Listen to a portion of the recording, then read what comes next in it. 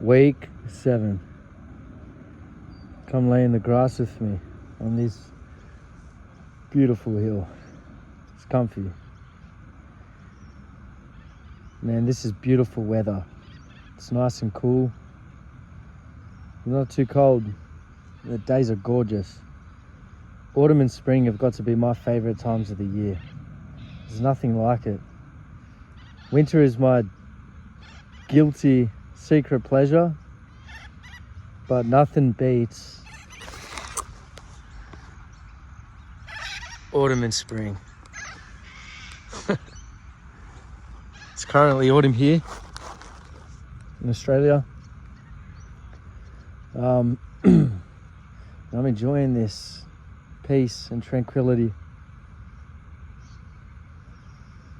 There's a tranquility that comes with being sober.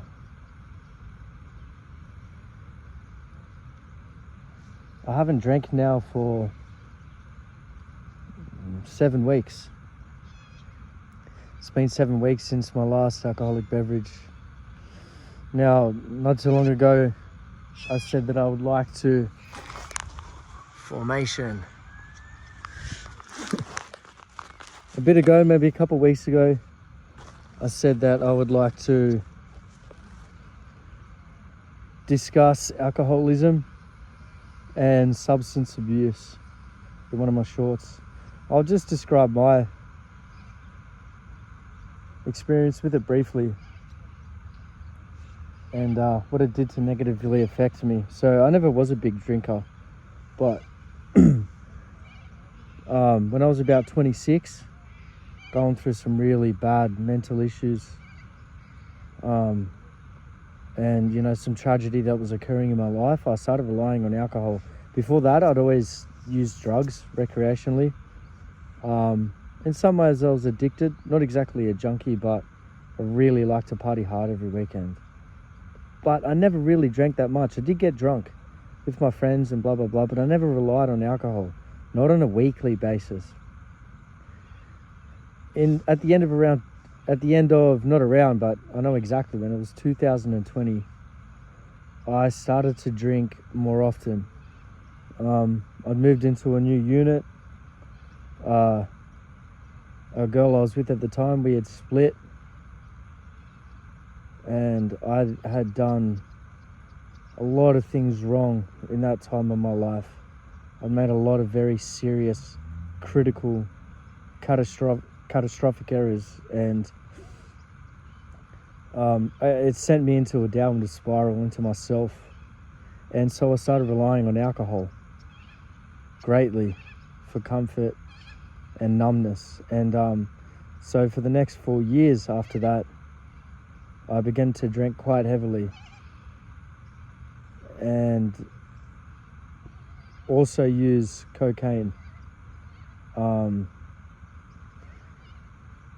The drink itself was heavy. There was a point in time not too long ago, a couple of years ago, even up to a year ago, where I would drink every single night, and 50% of the time I would get drunk, proper drunk.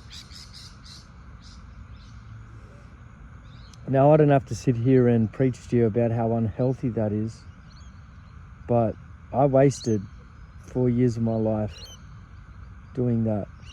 4 very unproductive, depressing, sad years. And it was all on me. It was all what I was doing to myself. I had no one else to blame but myself for that. There's a million other things I could blame, but the onus was on me to recognize that I had that issue. But I just didn't want to grow up. I really didn't. I didn't want to break through that barrier between being infantile and taking responsibility. Because one of the biggest things about drinking, especially if you are an alcoholic, if you're not an alcoholic, you can see it. But if you are an alcoholic, it's very hard to see. Drinking is, I see, a way to ensure that you remain a child and ensure that you have a lack of responsibility. because you're a drunk. You have an excuse. You have an excuse not to take control of your life, not to rectify the issues that surround your existence, not to stand up and take control of your reality, your fate, your soul, your personality, your mistakes, even take control of your gifts and your blessings and all the positive things that surround you. Because that takes, again, responsibility. You know, it's true what they say in Spider-Man, with great power comes great responsibility. The more power you have in life, the more responsibility you have. But to have power, you must have competence. It's important, and if you don't have competence, you can always develop it. It doesn't have to be an innate skill or a birthright or a gift. Even though a lot of the times it's something that you can develop and that you will develop if you try. But by being an alcoholic, you are basically lifting both your hands up in the air and saying, I can't do this and I won't do this. It's an excuse not to do it. You remain infantile. The infantilism is it's so embedded inside the heart of an alcoholic that there's almost nothing comparable to it. Apart from, like, I mean, what else could you compare to it? Just some sort of severe mental deficiency in which somebody, you know, has a disability that makes them very childish. When you're an alcoholic, what do you do? What do you do except for drink and avoid responsibility? Now, I know that there are a lot of alcoholics, and I do acknowledge this, that do take their life in a lot of ways seriously, but these are the outliers. You know, almost every single alcoholic that I know doesn't have any part of themselves that is really working towards anything. Yes, they work a job, but that's about it that they do. And, you know, any discussion of them trying to further their ambitions or goals, it's met with scorn. You know, if you have an alcoholic who wants to better themselves but is trapped in a cycle of self-harm and abuse, that's how I would consider my own circumstance during that time. Then those words will get through to them, but by the time they get home, the craving will start. They will pop a beer. I mean, my thing was bourbon and beer, and I would drink that almost every night. And to pair with it, at my lowest, I was just drinking and playing Xbox. That's all I did for like months in a row, up to a couple of years of my life just wasted on doing that. Fuck all. And so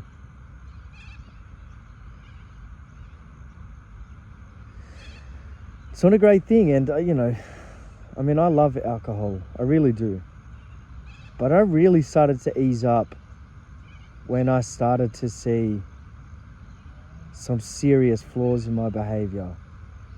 And it was very hard. You know, I would do such stupid things, such idiotic, like uncivilized things that, you know, I won't get into right now, but just the way I would harass, be obnoxious and loud. You know what I mean? It's fucking just screaming at people. It's thinking I'm having fun, and it's like, I was just off my head. And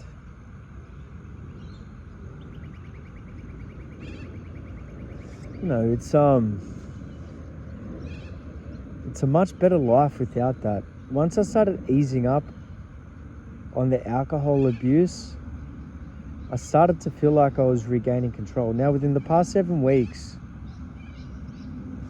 I've lost a total up to now. I've lost 12, oh my gosh, how have I forgotten the figure? 1.6, 12.7 kilos.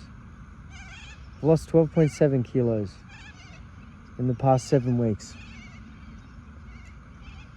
And that's because I've been able to put my mind towards something and focus instead of just drinking. And I'm a single man, I live alone. I don't have children or a wife to be responsible for. I do have myself to be responsible for. But it would almost be easier in this case to not drink, but I see it in the way of it's not. Because if you're single and a man and you aren't taking responsibility and trying to look after yourself, if you are abusing substances with complete disregard for your health, then you're basically shitting on the face of the future that you could have. You know, I'd met a couple gorgeous, beautiful girls during that time when I was an alcoholic, and I'd have a lot of fun with them, but they could see that I had a screw loose and that I wasn't ready to take control of my life. You know, and I was unfortunate that they drifted away from me.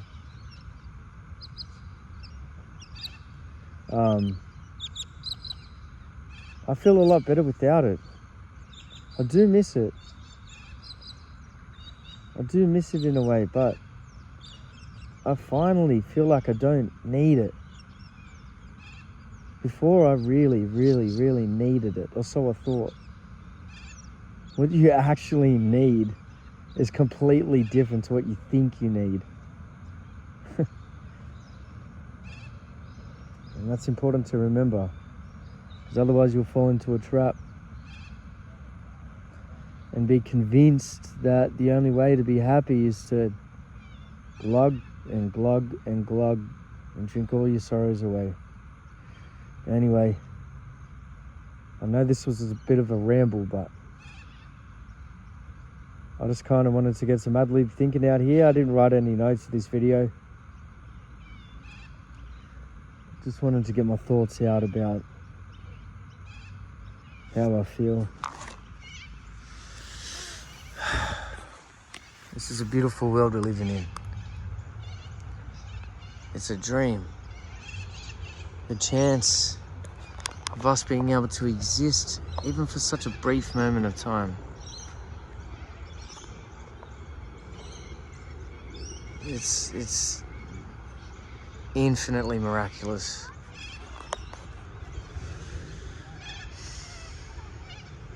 Make sure you make the most of it. Don't spend it being a fucking alcoholic. Get at it.